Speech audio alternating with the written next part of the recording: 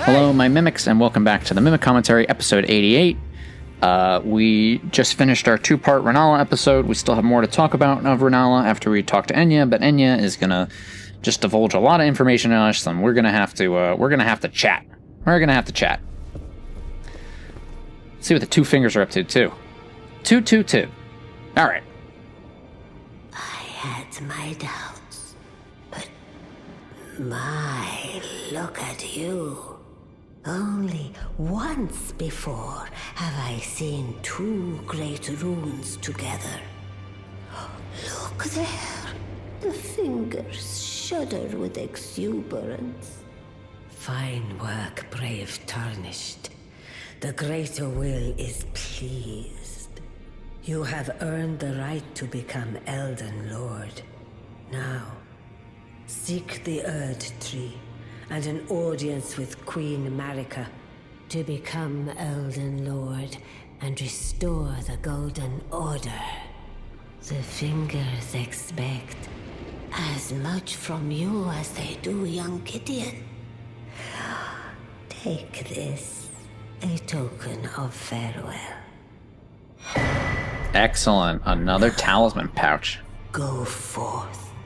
Become Elden Lord.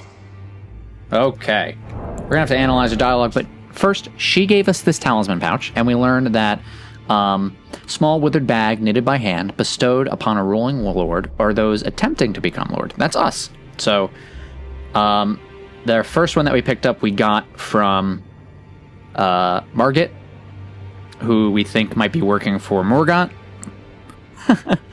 And somehow, or maybe he killed Morgott. I don't know. We don't know. Morgott's a demigod, so why does he have a talisman pouch? We don't know yet. Are those attempting to become lord by the elderly finger reader? As the voices of the two fingers, finger readers are said to live lives eternal, so we're tying them to Marika the Eternal Cities, the Eternal Plot. We saw that there's the twin maiden husks, so is it like they're bugs and they are shedding their skin? They can also, they do finger reading, they have soundless bells, they can summon and talk to spirits, just like spirit tuners. They don't have eyes, so they're kind of like prophets and seeing the future. And one is even supposed to have served as a wet nurse to royalty. Most likely it's Enya. We don't know which royalty yet, but who knows? We don't know who it is. But one served as a wet nurse for Marika's children. She can also do things with the remembrances. You can hear that these things are kind of breathing. So gross. Okay, so she had her doubts, but look at us. Only once before has she seen two great runes together. Okay. Only once before. Only once before has she seen two great runes together. Is it two great runes? Who could it be? Well, to get audience with the two fingers, you need a great rune. The doors do not open until you get a great rune. Gideon tells us that much. He's like, you're not really part of the round table until you have an audience with two fingers, so you have to get a great rune. Does Gideon have a great rune? Well, at the end of the dialogue, she says, the fingers expect as much from you as they do young Gideon. Take this, a token of farewell. So, and she's only seen two great runes together, and the fingers expect as much as they do from us Gideon. So I think we can deduce that Gideon has two great runes. Now, which great runes does he have? Well, we don't know yet. We'll have to think about whose great runes can we not get. Whose great runes can we not get? And those should probably be the great runes that he has. He doesn't have Godric's great rune. He didn't have Rennala's great rune. We're going to go after Radon. So he doesn't have Radon's great rune. He doesn't have Reitgard's great rune. He doesn't have the Veiled Monarch's great rune. So far, those are the only people we know about great runes that we're going to go after. He says, or Enya says, fine work, brave Tarnished. The greater will is pleased. Now we know that's wrong. The introduction cutscene, the slideshow says that the shattering led to the abandonment of the greater will. So the greater will is not pleased because the greater will has abandoned. An earlier dialogue, it says the greater will has not. They say, if we look at our previous dialogue, Foul curses and misery spread. This is Enya translating two fingers. But the greater will has not abandoned the realm, nor the life that inhabits it. That's not true. The introduction cutscene flat out says that they're liars. Okay, it says they're liars. The two fingers don't know what they're talking about, or they're lying. You have earned the right to become Elden Lord. Now seek the Erd Tree and an audience with Queen Marika. So now that we have two great runes, we can get to the Erd Tree. Since we didn't do Altus Plateau, there is you can't get into Landel without two great runes because the door is blocked by the two fingers.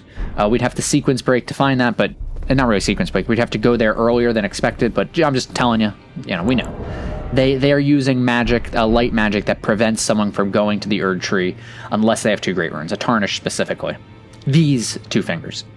To become Elden Lord and restore the Golden Order. That is contradictory to what Melina says at the very beginning of the game. Melina, who gave us flasks, the one who washed up the gravesite, was sure to die until the flask offered its gift of rejuvenation to seek the Elden Ring. She says one of them is surely to seek. One of his kind is surely to seek it, or to seek the Elden Ring, even if it does violate the Golden Order. So us going to the Elden Ring violates the Golden Order. But the two fingers don't seem to know that, or they want the Golden Order to be violated. Yeah, okay. And Enya has given us her blessing. We should go forth and become Elden Lord. It's part of that. That's probably the Chapel of Anticipation. Is the Chapel of Anticipation not just built for the prophecy of burning Erd Tree? It could be built in anticipation for the new Elden Lord, but we're going to have to burn the Erd Tree. So what's going on there? You have returned. What is it?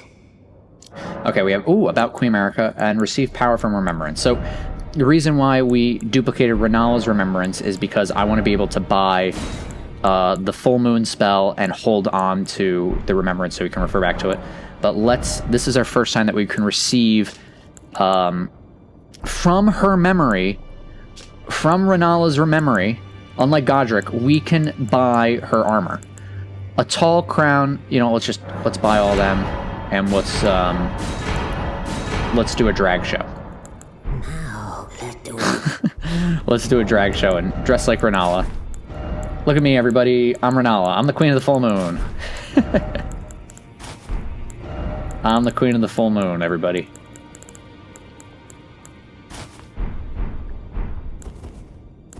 So as you could see, we saw that Rennala didn't have a ring on her finger in reality, but the clothes built from the memory do. So let's look at what these are. A tall crown depicting the moon, worn by Rennala, queen of the full moon, increases intelligence by how much? So we have 31 currently, gives us 3 intelligence. So the glintstone, how much do these give? The glintstone can increase intelligence, but so can just the moon.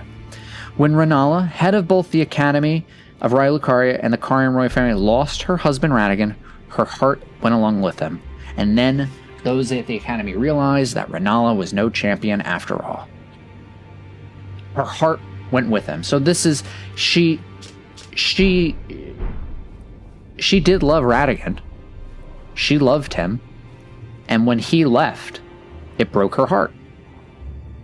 Did that break her completely, though? Was it just Radagon leaving? Well, she's also resurrecting people.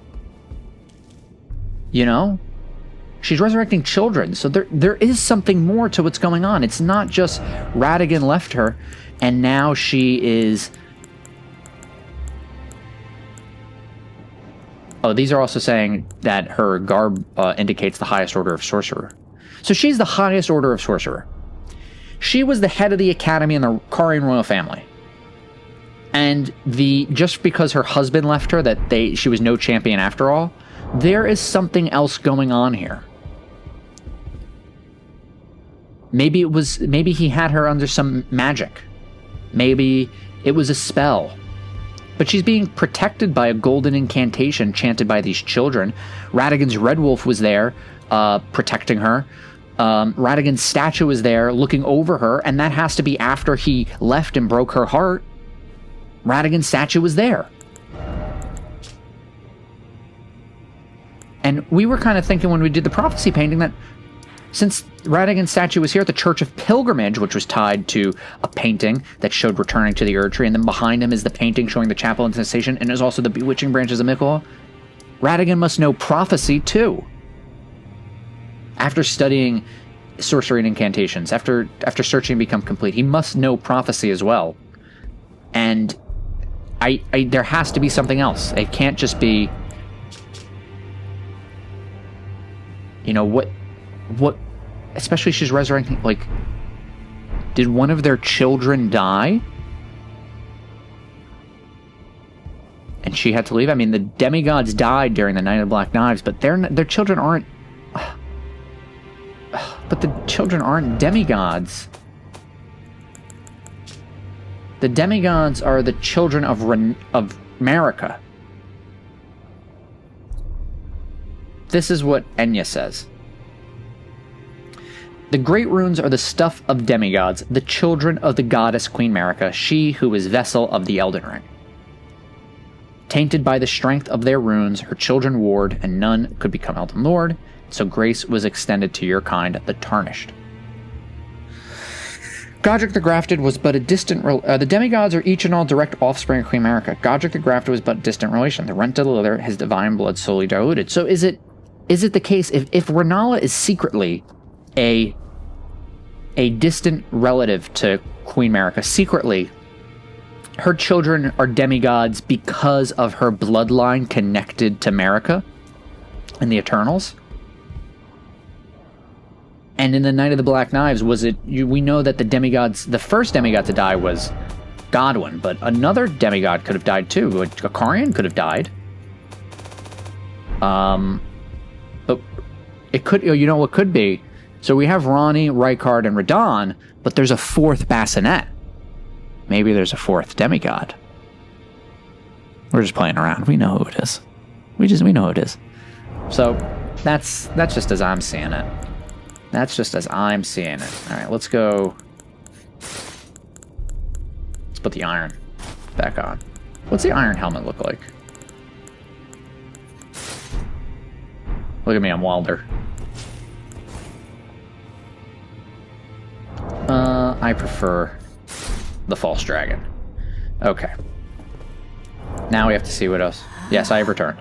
So, in her youth, Rennala was a prominent champion who charmed the Academy with her lunar magic, becoming its master. She also led the Glintstone Knights and established House Karia's royalty. So we can make a copy of her scepter.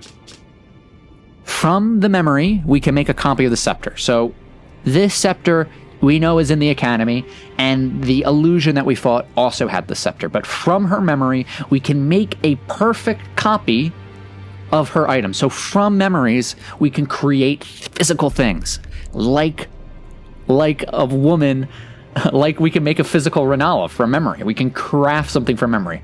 Enya has this power of remembrance. Look top left, it's Enya making it. As an Eternal, she has this power. Magic Scepter of Rennala, Queen of the Full Moon. The glintstone is known as Carrion Blue, enhancing full moon sorceries. We could see that the staff is spiraled, and then it turns into like outward arms. We'll have to get a copy of this later. It's spiraled. There's glintstone within the spiral, and then it looks like a moon at the top. Has spinning weapon, which is channel magic into glintstone to suspend the scepter in midair and cause it to spin violently. Channel magic into the glintstone. So by channeling magic through our mind, we are suspending the scepter in midair, where there's telekinetic powers, there's psi powers. This requires 60 intelligence to use. Only those of the highest intelligence may wield this, the finest of all glintstone staff. So Rennala was of the highest intelligence.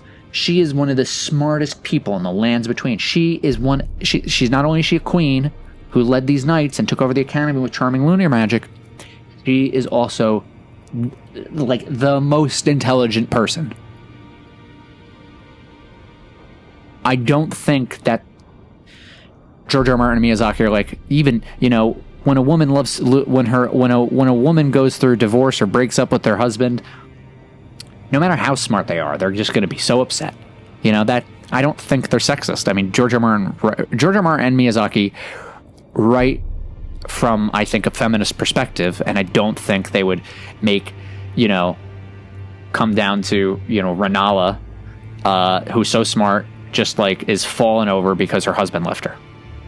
There's something more to this. At 60 intelligence. For 70 intelligence, we can cast Rennala's Full Moon. Sorcery symbolic of the Carian Queen. Of the Carian Queen. Not just Rennala, but of the Carian Queen. The Queen of Caria. Use the caster as a vessel to incarnate a full moon. So the caster becomes a vessel for the power of the moon. The moon embodies them. Then sends it floating towards foes. The full moon dispels all sorcery it touches and temporarily reduces magic damage negation for those who strike. So the full moon is more powerful than glintstone magic because it will dispel all sorcery. Not incantations, but the power of glintstone, the power of someone channeling their mind and their soul through glintstone is not as strong as the full moon. No wonder she was able to take over the academy. Her moon nullifies their sorceries, and it reduces their magic damage negation. The academy people have high magic damage negation because of their connection with glintstone, but now it's, she puts on an evil playing field. Queen Rennala encountered this enchanting moon when she was young, and later it would bewitch the academy. Another tie to the bewitching branches and the charming. So Mikola. So the moon is older than Rennala, obviously. It's older than Mikola, obviously. It existed before them, and she encountered it, this enchanting moon, when she was young. And in her youth, she was a prominent champion. So she meets the full moon. She encounters the full moon. She has an encounter with it. This is very similar to like Elden Ring.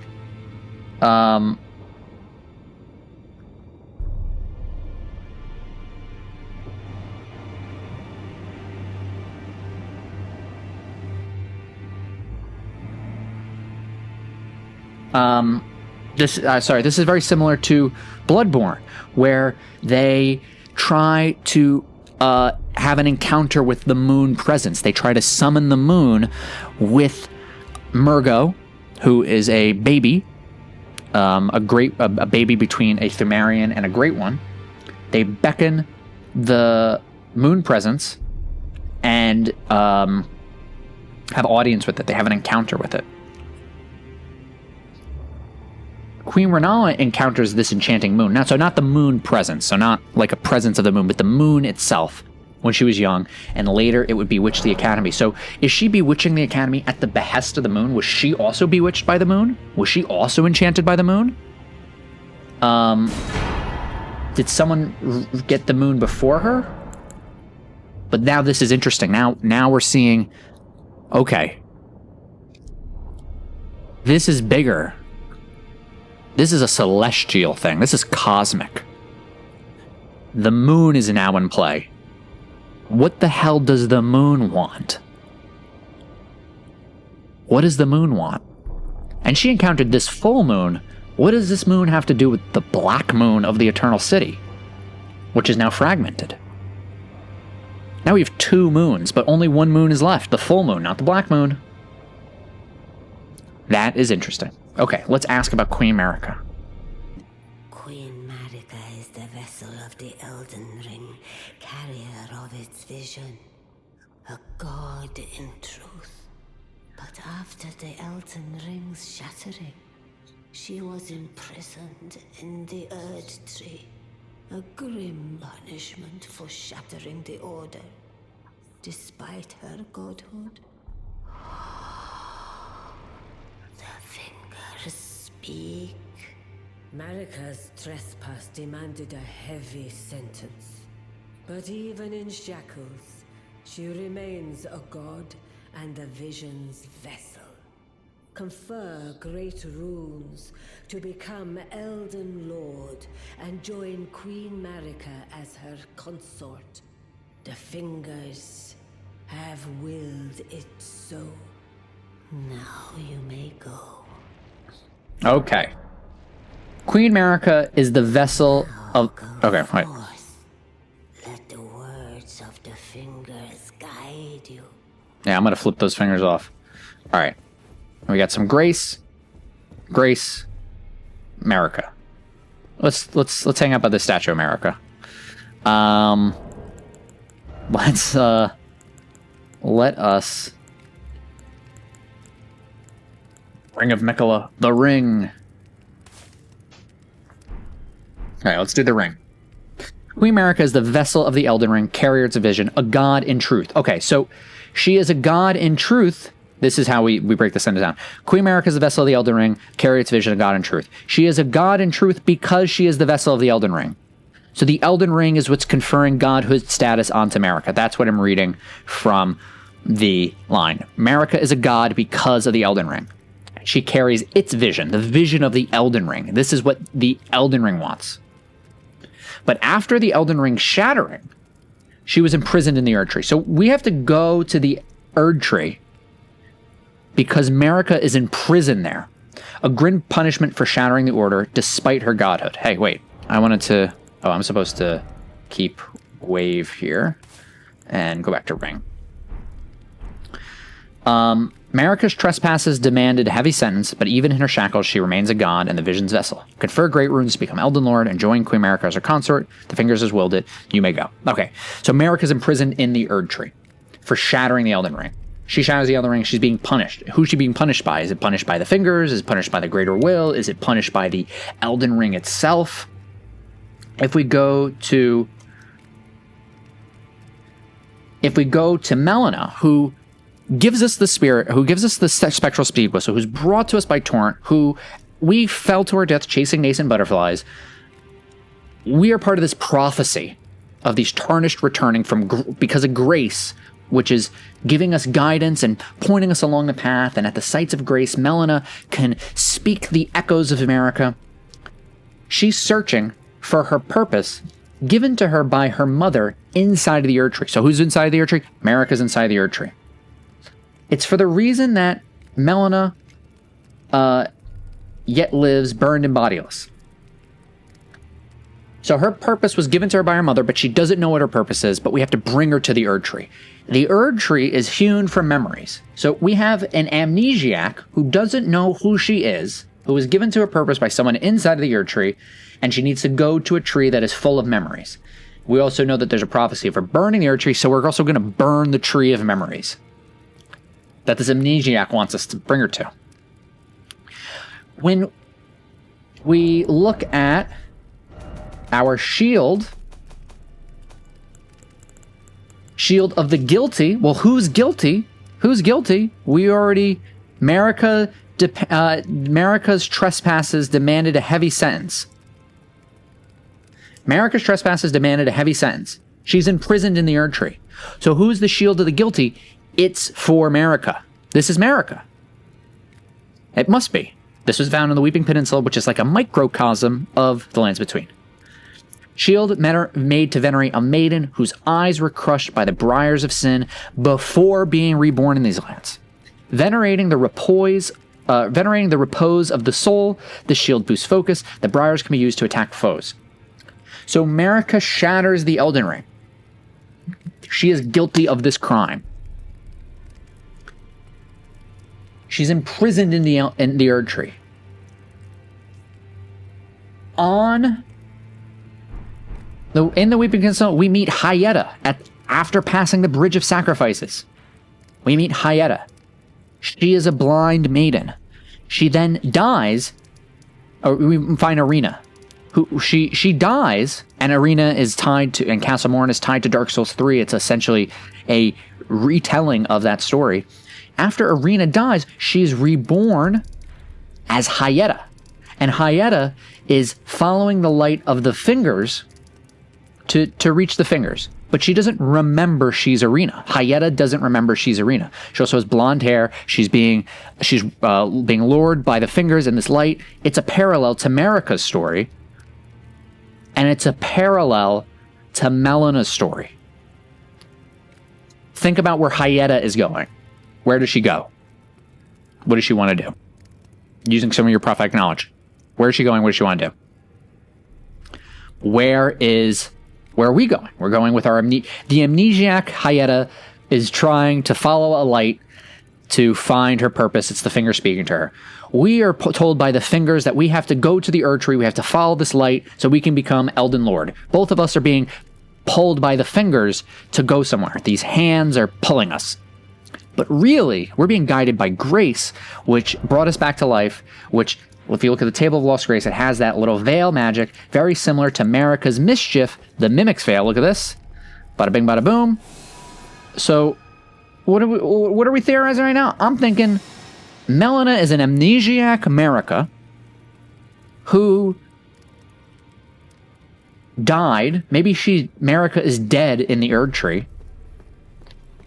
How does she give her... She says it's my mother, but she might not know... What? Oh, here we go. Great Rune of the Unborn. Children born anew by Rennala. Melina could be... If Melina... If this is from the Great Rune of the Unborn, the Elden Ring has the power to rebirth people. Is Melina... Was she reborn using the Great Rune of the Unborn? Or some similar power. We're going to have to get more details on it, but the working theory is Melina is Marika, and she doesn't know it. And we're bringing her to the Erd Tree, and the Erd Tree is hewn with memory, so once she gets to the Erd Tree, she should remember who she is, and then something. But I think it's pretty clear that the Shield of the Guilty is Melina. I mean, is Marika, which is Melina. Which is Irina is Hayeta. Let's see what Gideon has to say. Well, I see you found another great... I bet you have too, buddy. Wonderful. You are a worthy fellow time. Now we're equal, because we both have 2 great runes. Take the journey to the capital, Leyndell, that lies to the east of the Altus Plateau, at the foot of the Erd Tree. The 2 fingers will deny your passage no longer. You may be our best hope. Find your way to the Elden Ring, for we are tarnished, and we must answer the call of grace.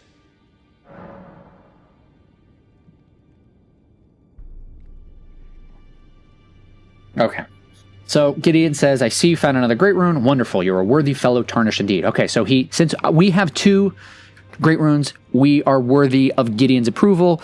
Gideon is, the fingers expect much from young Gideon. Gideon must also have 2 great runes. He wants us to make a journey to the capital of Leyndell that lies to the east out of the plateau, the foot of the Erd Tree. We can't get there yet until we get the other half of the Dectus Medallion, which is found in Fort Feroth and the Dragon Barrow far to the east. So we're gonna have to journey through Caelid to get there. The 2 fingers will deny passage no longer. So we knew it was the 2 fingers that, confirming that they're the ones blocking the path for us. You may be our best hope. So we're the best hope to find our way to the Elden Ring. Out of all of the tarnished, we might be the best, because Gideon has 2 great runes apparently, but he is just studying. He wants to be all-knowing. But as tarnished, we must answer the call of grace. So let's answer the call of grace. Grace is pointing us this way. But remember, I like to go the opposite of grace. We like to buck the golden order, and we are going to go in a different direction. We are going to go, instead of following grace this way, grace, and if grace, since and also grace remembrances. Here's another thing. Remembrance of Rennala, Queen of the Full Moon, hewn into the Erd Tree. We can use this to gain runes. So runes also have memories. Grace, runes. Oh, what is it called? Where are we? Grace. Golden runes are grace, and Melina can speak the spoken echoes of Marika because she is essentially speaking the memories of Marika from grace. So the grace must be Marika telling us where she wants us to go. Marika wants us to go this way, but we're going to go this way. We're going to go where grace doesn't want us to go, because we like to go off the beaten path. See things out of order, not in the golden order.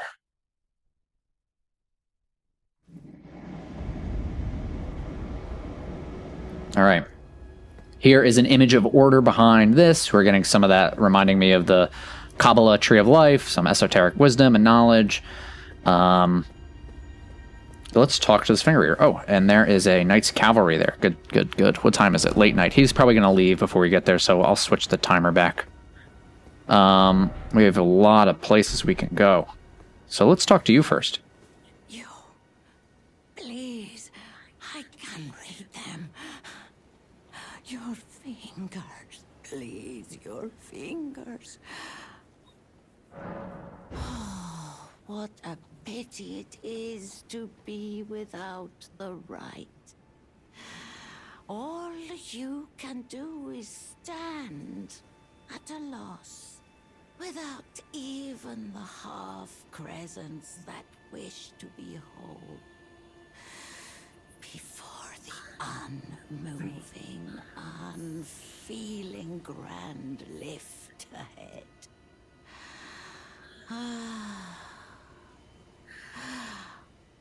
Or are you planning to throw yourself to the waters? To find the coward's passage through the dim cavern? So she's saying since we don't have both halves of the Dectus medallion, we do not have the right to go to Altus Plateau. However, she says that we could take the Coward's Passage, which is through this this dim cavern that will lead us to the Altus Plateau. This is something that Raya told us that we can go if we want to get to the Altus Plateau and become a member of the Volcano Manor. We could just take this path. So we're not going to take the Coward's Passage because we're not cowards and we don't want to sequence break too much. All right, let's take a seat.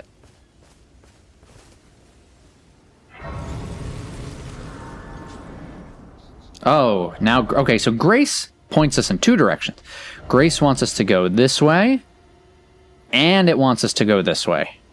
However, we know that we're going to reach a dead end, so we're going to go this way first. We're going to follow this path of Grace first, then we'll do Grace on this path. There's Bach, and we can talk to Melina. So let's talk to Melina. Don't you mean Marika? It's been a long time since we've seen her. Your seamster, Bok. He is always eager to see your return. Please, will you talk to him when you can? I'm sure he would be much contented. Melina's very kind, and that's good because, you know, we also have a gold needle to give him. Let's we can't level up, but let's do the dialogue because it's been a while since we've seen Melina. It's been a while. Shall I turn your runes to strength? Let my hand rest upon you. For but a moment, share them with me. Your thoughts, your ambitions, the principles you would follow.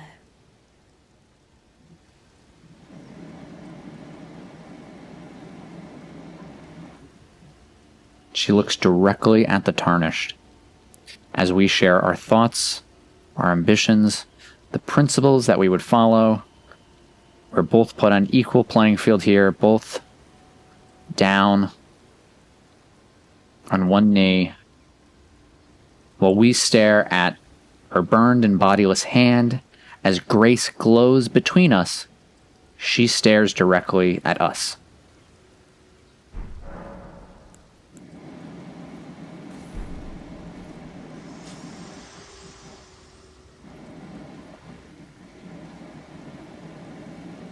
The seamster at your service, master, ready to make adjustments to your garments. Oh, why can't I? Going so soon? Please do be safe on your journeys.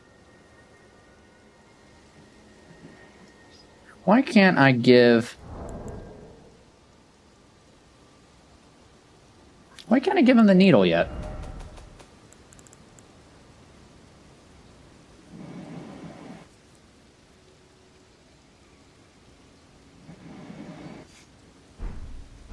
Do I have to...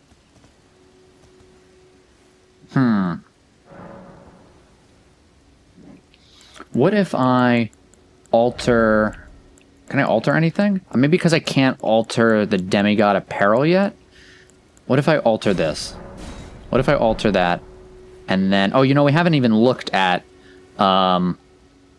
altering clothes changes their... name. So is there any... Okay.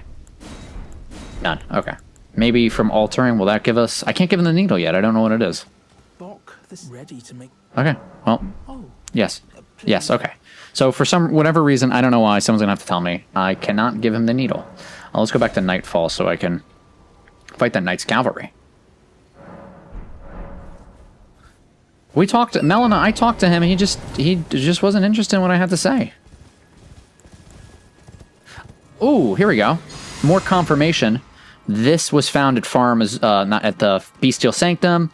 Sunflower imagery, also tied to Dark Souls 3 and the Dragon, Archdragon Peak and Lothric Castle, firmly confirming, I think, firmly that the High Road is Farum, and this was destroyed after the construction of the road.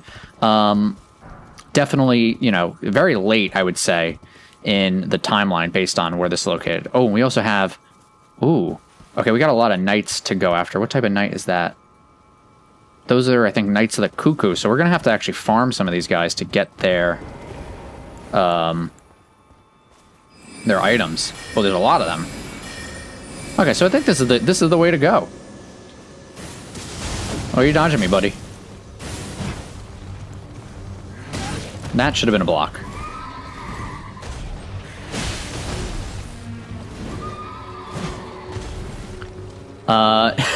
It's been a while since I've done like actual real fighting in Elden Ring proper. Playing Night Rain, playing a little Bloodborne, and also playing Armored Core. It's been a bit. I've also the Night Rain videos as we fight this guy.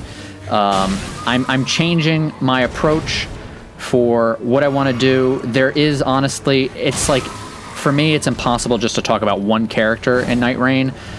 Because everything is just too interconnected, and I'm gonna have to do just like an overarching video. I think I finally got the last thing I needed for time traveling Mikola and combining the timelines. I think I'm all set with that. It's just I've been writing the script. And that's just it. I don't know when that's going to be done, but I'm not going to take my time because nobody's going to, you know, some of my concern is that, oh, someone's going to have the theory before I do, but it ain't going to happen. All right. So this guy has a memory of Giant Hunt. So this guy was this Knight's Cavalry guy was part of the war against the giants because he has a memory of hunting giants. Jet black glaive with a weighty as a bludgeon, weapon of the Knight's Cavalry who ride funeral steeds. This glaive excels as weighty slash attacks that crashes into foes, making a powerful weapon even on horseback. Very cool, very cool. All right, I have to like comb this area. Oh, I think I can craft... Oh, I need 4-toed fowl's foot. I can't buy those. How many do I have? Do I have any on me right now? I do. Okay, let's pop these pickles because we want loot. Because we need these guys' armor. Okay, he can cast Carian spells. So was he once... He's a Cuckoo Knight, though, so was he once a Carian Knight? Yeah, we want those shields. We don't look at that stuff. But he can cast Carian spells. But, I mean, it would make sense that he can cast Carian spells if they were once part of the Academy. Let's see, which... Academy Sorcerer... Cuckoo Soldier. Okay, yeah, okay. So he's casting that. That was payment. That's a scholar's argument. Payment from the Academy for fulfilling a contract.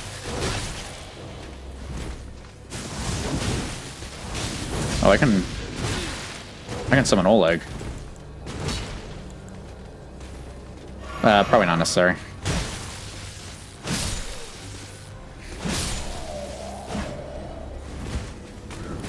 I'm gonna have have to buy pickles.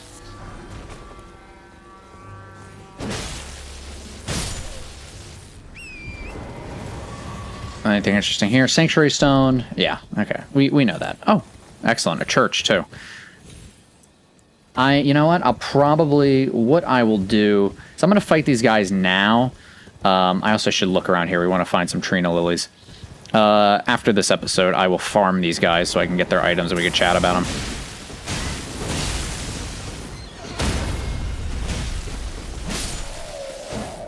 Oh, I actually, I was farming, I forgot to mention. I got Godric's knight armor, and it just talks about how the axe is a symbol of Godfrey and stuff. All right, let's do some Trina lily hunting. Let's look around. I should also kill these guys to get some. Yeah, so I never beat Armored Core. I never really got far in it, Armored Core 6. But I'm gonna tell you what, I watched the endings, and I think that an Arterial Leaf tied to Radigan, thanks to meta. What do we see here for Arterial Leaves? Belfries, Academy, Caria. Yeah, those are all things tied to Radigan, I guess. Yeah, I never beat Armored Core, but I watched the endings, and I started the game again. Let me tell you, that game is 100% part of the, like, Elden Souls universe. It's gonna be in the Night Rain video. That's why it's kind of like the Night Rain video is getting too big. Well, it's not getting too big. I'm trying to focus on concepts that are consistent between all of the games, like how souls work and the flashes of white light, and how they kind of culminate into Elden Ring. Not just Night Rain, but how they culminate into Elden Ring proper. Oh, here we go. Trina Lily. What are they saying here? Likely tranquility. So what? We can't really see anything from here. Tree in the... This is like a really... I guess what we can only see is this Trina Lily is really all we could see is right here. The castles or the wizard towers in this direction behind the night sky. But you can't really see anything else. The tree right here is blocking the belfries. And yeah, this stone is blocking everything else. The only thing we could really see is the towers over there. So when we get to those towers, we're going to think Saint Trina wanted us to see those towers. Saint Trina is telling us something about those towers. There's also Albanoris down there. So we're going to have to explore this entire region. I've also been... Yeah, do your Karian spells. See what I care. I've been focusing on the memory stuff in the writing, which I think is like incredibly important for Elden Ring. You know, also part of my personal story, and it's been like I've been finding. Oh, that's an invisible scarab over there. This is a Sunrealm castle, but it has wizard architecture in here. It's a big castle too. That should be Caria Manor.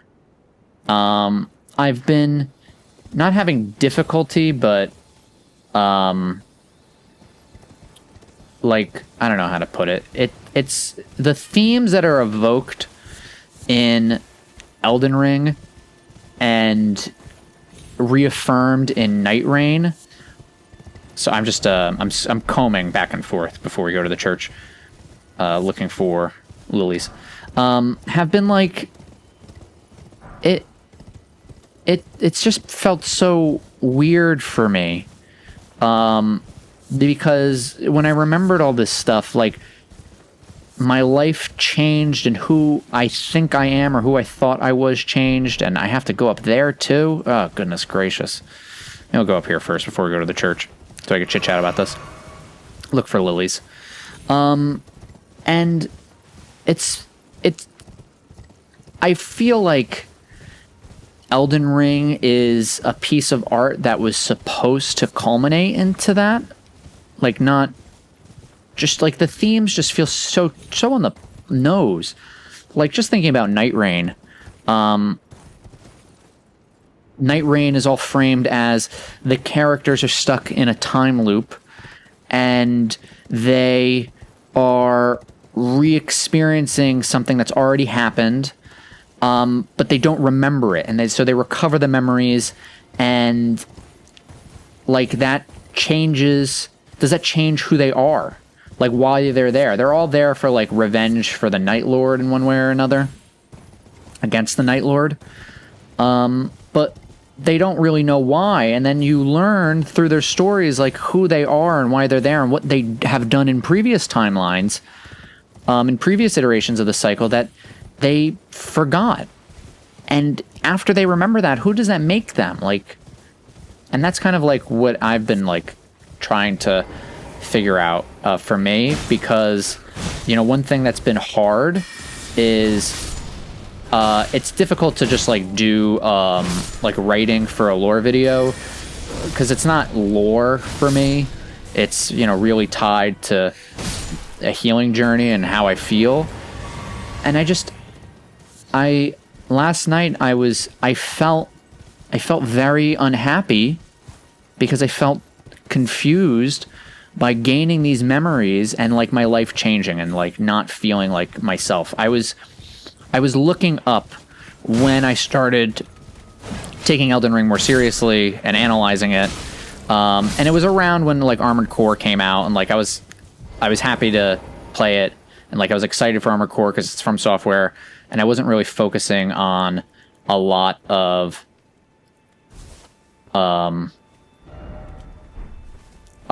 like the themes and stuff, as I've mentioned before, because I was doing my masters at the time it came out. So when, I don't know, I was just looking at my chat logs and my Discord with a lot of my friends that I don't really talk to that much anymore. And I behaved so differently than I do now. And I just didn't recognize the person who sent those messages. And it made me upset. And it made, like, just thinking about, you know, Elden Ring as a piece of art and what I'm trying to do with the channel and the Mimic commentary. Like, it is a journey for, you know, not just of discovering what the story is about, but seeing, like, what are these hidden meanings? Why does it resonate so strongly with me? And from that nature. Found a slumbering egg. Prize a sim, a most sublime slumber. You know, that's also another thing. Like, like, it's easy to... like the as of time of recording, the episodes in the 30s have been coming out publicly on the channel, and that was when I first started openly talking about trauma, and that makes, you know, and then I pedaled back a bit and said I felt bad for making people uncomfortable because I was speaking about things that were too specific, but like it just generalized stuff like sleep. Like, I haven't noticed that you know, the most sublime slumber, like, it, some days I just want to sleep and not get out of bed because it just feels so much easier to be in a dream. It feels so much easier to just like let Saint Trina take me away. You know what I'm saying? Like, the idea of Saint Trina, like that most sublime slumber. And also like searching for meanings in dreams. Like, I'll go to sleep and I'll think to myself, I hope I have a dream that like says something to me. After Luna died, I had a dream that I woke up crying from because I felt like she was speaking to me in that dream.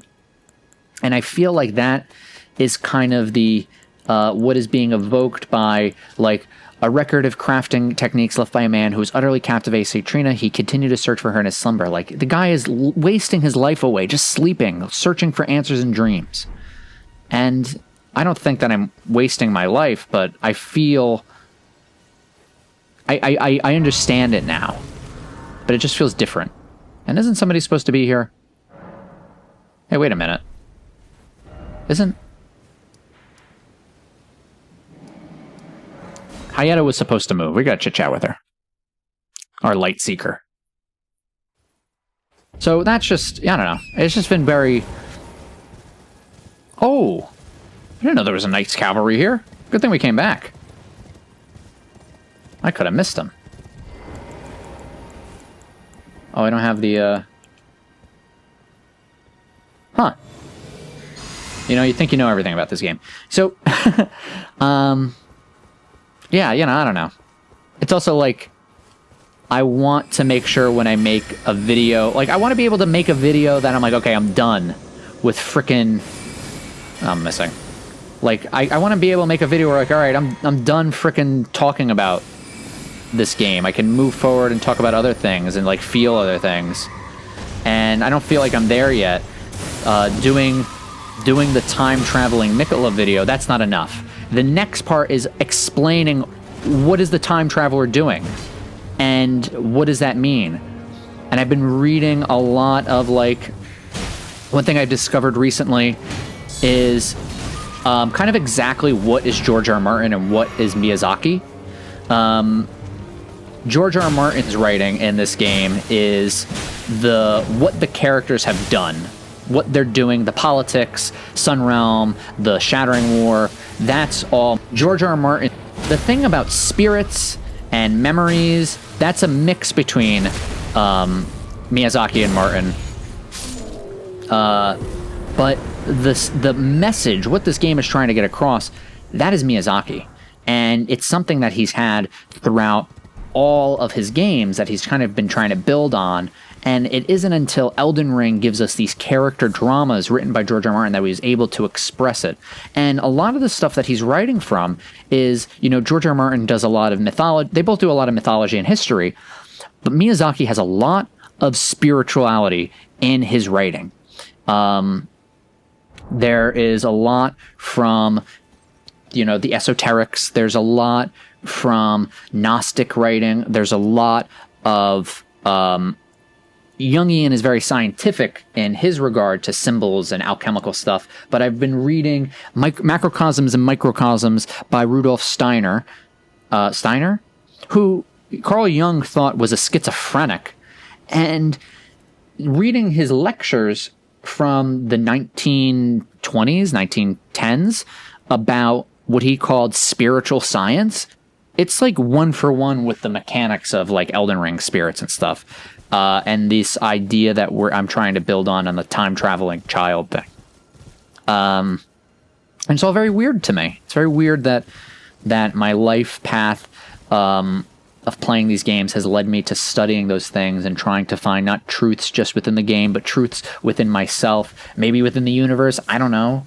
But that's like, you know, sometimes doing the commentary gets me a little apprehensive because I don't know what I'm going to say or see and how it's going to make me feel. Let's talk to Ayada. Is that you? And then I'll keep talking. I've gleaned something very important indeed. Oh, okay. Thanks to my you. Ramblings? The reason why it was eyes I had to eat. The distant light is far and frail. So faint it can't be seen by the naked eye. Okay. But with everyone's eyes together, it appears. Finally, it all makes sense. I'm certain now. I will be a finger maiden. Oh, so that's kind of part of it too. Let's say anything else. I've gleaned something. Okay. I'm certain now. Okay.